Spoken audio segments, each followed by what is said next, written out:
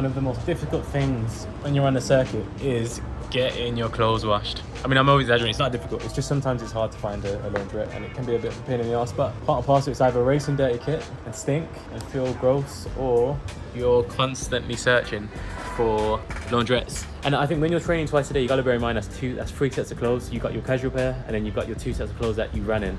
That's 3 sets of underwear. You get through a lot pretty quickly. I mean, 2 days away, you've already got 6 sets. So, I mean, there are people that just rewear the same clothes and stuff. I personally don't like doing that, because I get stinky, but you gotta roll with it, I guess. Part of also, I mean, it helps kill the day when I'm not doing any work on the bikes and stuff. Another day, another dollar. Off to the track.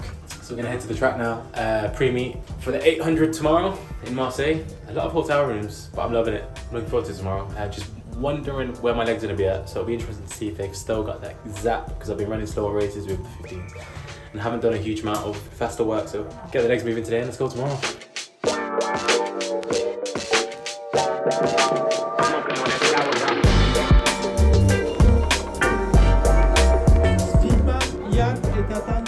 Chambre d'appel, Speedman Yann, merci.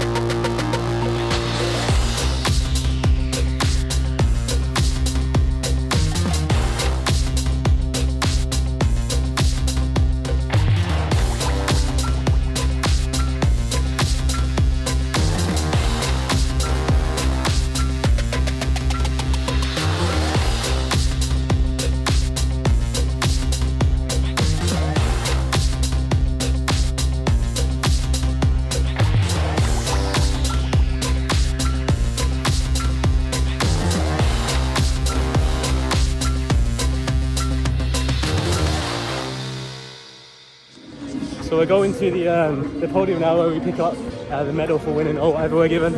This is my chaperone, and because I've got to do an anti-doping test as well, so I'm just running over now. So I've just finished my jog. I better get a move on, because we're already over there filming. Better get a move on. There we go. Let's see if we can get there in time.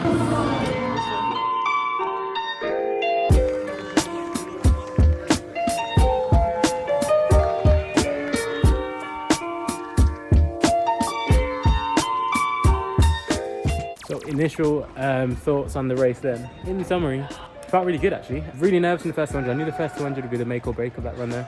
So I knew that I had to get out super hard. So I got out harder than I wanted to. Put myself in a decent position. 400 went in a flash. We got to like the back straight at just past 500, and I was actually tempted to make a move then, but because I saw it was Mezian and Nule ahead of me, and I know they're both 43 runners, and they've both ran like 44 low this season, I think, so far. So I didn't want to push too early, but I actually wanted to make a move then, but out of respect for them, I didn't make the move. And then we got to 150, and I thought, I'm gonna have to try and make a move here. I actually considered making a move at 150. Mezian pushed me wide, so I came back in again, and I just thought, I'm just gonna have to hold my nerve and just slingshot around and just hit it hard in the last 100. But I made sure I made my move on the straight and not on the bend. So I waited, and then I went bang. My inner coach said not to do. We said we would try and squeeze rather than go bang, but I just ran out of track. Like I wanted to push it early, but I had to just go for it. And then we finished. Yeah, we didn't finish super strong, but it was annoying. That was a sliding door moment. I would have ran a lot quicker if I didn't have to run through traffic. My fault, no one else to blame. And that could have been a lot quicker maybe if I could have tried to actually push on from sort of just before 200. But again, if you get in traffic, it's just the way it works sometimes. Good bloody run, man. Now we're gonna do the same again in 2 days, and then we're gonna do the same again in next Thursday, Oslo Diamond League. We're going hard there, man. We're going hard. I need to empty out. I want to be in a deficit with 500 to go, and I want to be screaming for life and questioning my own existence. So if I'm not doing that, I'm doing something wrong. So I'm excited for that one. Oslo's where it really counts. Okay, so it's the morning after now. I went to bed about, I must have fell asleep at 5 o'clock this morning. I just couldn't sleep while I left the races, which is why I travel so late. So my train's at 3 o'clock. It's now 12 o'clock. We go for a 5-mile run, taking a bit of Marseille, run by the beach, spending a bit of time just chilling. 1, 2, 3, 4, Elliot. Tout le monde, bonjour. Thank you, brother. Thank you. That's it, that's a bit of Marseille love there. Yeah, so then we're gonna go 5 mile now, nice and easy. And then I've got a 7-hour train ride to Nancy. I'm knackered, I'm so tired, I'm gonna need to get a bit more sleep. I probably had about 4 or 5 hours. I really need to catch up with my race on Saturday. But yeah, no, just get the run done, then get the 7-hour travel done, then let's rest up, pre-meet the following day and then race again. Life on the circuit, behind the scenes. Worse, I reminisce like every day cause I miss what it was. Try not to get caught in my memory and stuck in the mud. I used to drown it out with liquor, I kept me a buzz. Binging and faded to that same song, missing love. New motivation, now my eyes to be back on the prize. Can't go back where I was in my mind cause it don't bring no shine. I pop out tiny. Okay, 7 mile done. I've got about 10 minutes now to pack my bags, get a shower and get out. It's not gonna happen, so I might be getting fined on this checkout, but good run, nice and chill. 7-minute mile in, 7:10s, like 50 something minutes. Really chilled one today. I needed it nice and slow. It didn't need to be pushed. I was planning to, but body doesn't need to. I'm racing again in 2 days, so take it easy.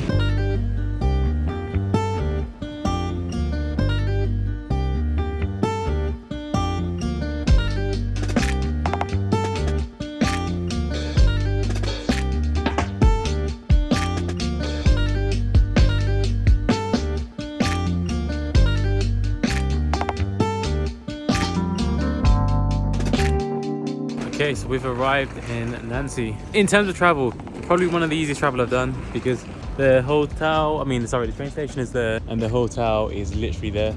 So when you take it door to door, I mean, when you factor in you have to go to the airport, they normally get you there 2 to 3 hours before.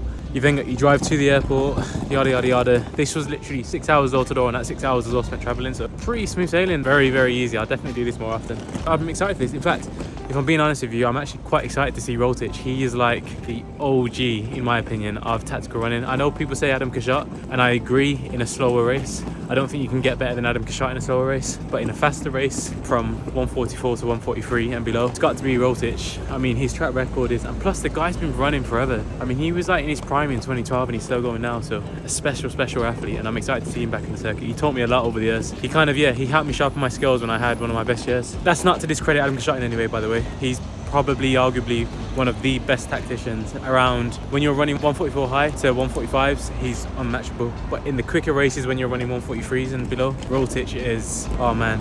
Yeah, I've had many talks with him, tried to learn my trade. I learned a heck of a lot from him. A little bit like not panicking on the back straight. Okay, so we're just in and I've been palmed off into the other hotel. I'm not in this hotel here. I don't know if that's a good thing or a bad thing, but this hotel's pretty swanky, it's quite nice. So we're gonna see if we get downgraded or not. That's an issue. As long as there's a bed, I'm happy. And we're eating at this hotel, so it just means we have to walk across a few hundred meters to the other hotel. There's not many Brits here. It's really good what the French have done actually. They've really bulked out their fields with lots of French athletes, so there's not as many international athletes. I think they're having maybe more aggressive runners in their fields at the moment, people that take on the pace to help pull their athletes onto getting the times, because of course they want to get as many people qualified for the Olympics as possible. So it's a nice concept. Just grateful that they're actually allowing me to race, because they could easily say no, like they have done to a lot of athletes. So it's promising. Yeah, you tell me if it's a downgrade.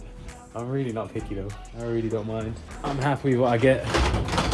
Comfy bed, that's my only thing. Otherwise I'll be paying for my own hotel. I'm not having a bad run because I've got a bad back. I can't risk it. So I feel a little bit guilty now. I've changed my room, but I want to sort of explain why.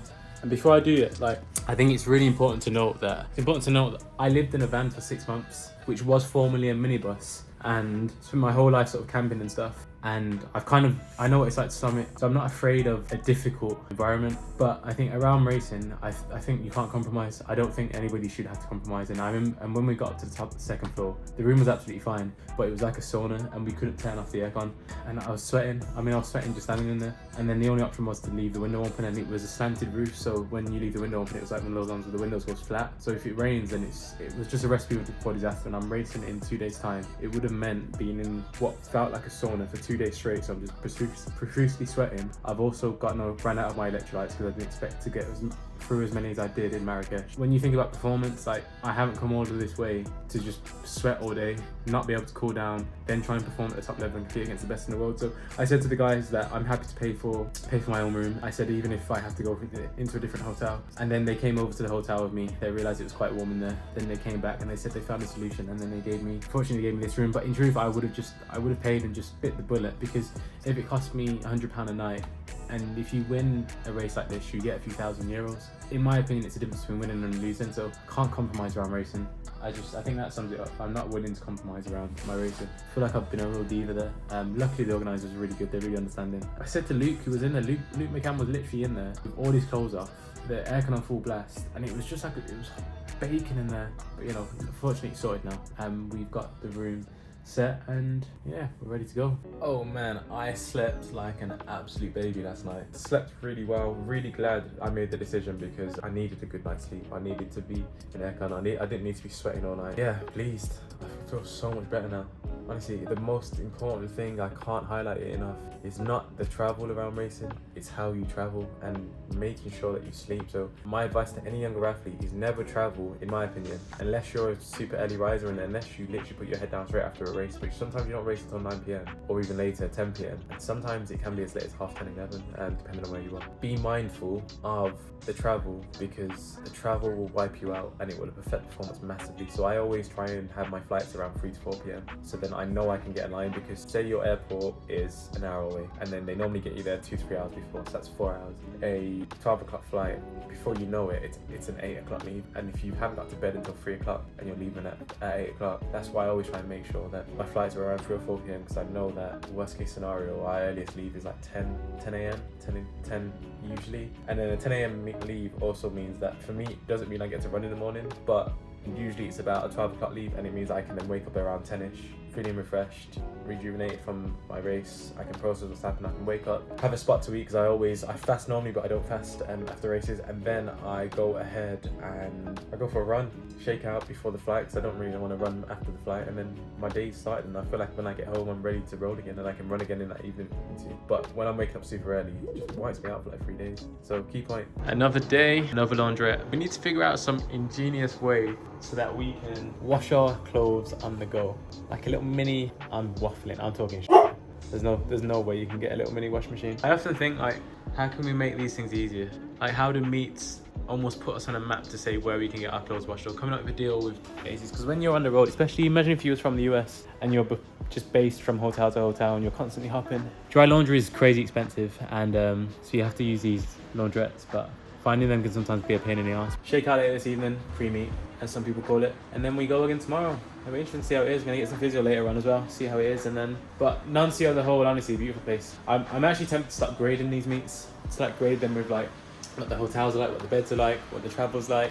Like Nancy's perfect. The actual train station is literally outside, so, and you pretty much have to get the train here pretty much, unless you get like a shuttle 30 minutes from the other train station, or I'm waffling. But yeah, let's start grading these meets. At the moment, Nancy's one of my favourite ones. Okay, so it's the morning of, and how do I plan on approaching today's race?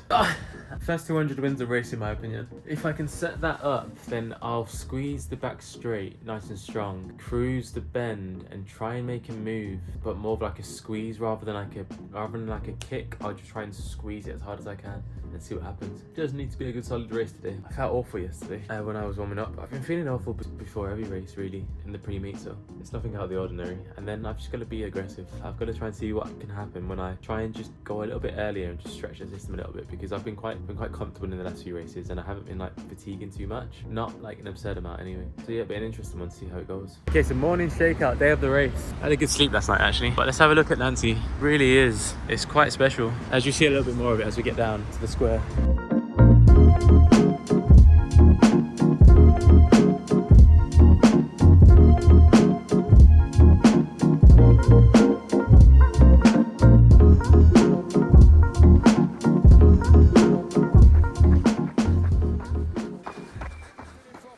Dans le dernier virage, pas aller chercher le Giles, c'est moi, oui, c'est jouable.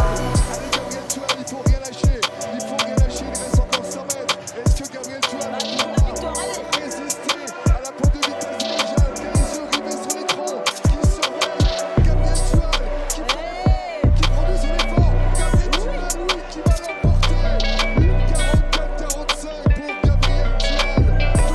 de son regard. Okay, so post race now.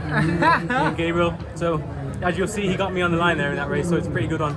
Overall, I think it was a pretty solid race. I raced 2 days ago in Marseille, and then Gabriel raced in Chozo a little while ago. But yeah, you got me on the line. Yeah, well, it's the 800. Sometimes you win, sometimes you lose, but That's it. It's like roulette.